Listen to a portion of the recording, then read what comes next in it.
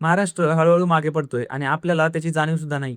एकेकाळी देशाच्या अर्थव्यवस्थेचं इंजिन असलेला आपला महाराष्ट्र आज बिझनेस आणि मॅन्युफॅक्चरिंगच्या सेक्टरमध्ये गुजरातपेक्षा मागे का पडतोय?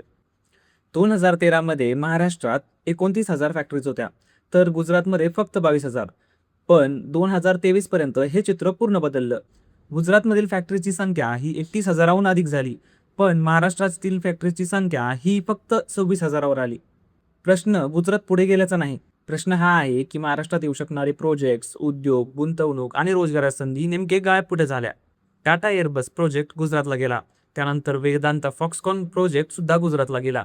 अनेक मोठे उद्योग, कंपन्यांचे हेडक्वार्टर्स आणि गुंतवणूक ही महाराष्ट्राबाहेर गेली. 2013 मध्ये महाराष्ट्राचं मॅन्युफॅक्चरिंग आउटपुट हे गुजरातपेक्षा खूप जास्त होतं. पण 2023 पर्यंत गुजरात 6.7 लाख कोटींवर पोहोचलं, तर महाराष्ट्र फक्त 4.9 लाख कोटींवरच राहिला. आज जीडीपी मध्ये महाराष्ट्र नंबर 1 वर आहे.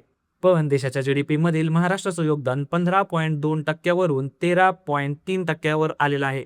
मग नेमकं चुकतंय कुठे? कारण उद्योगपतींना कोणता धर्म असतो ना कोणती विचारधारा.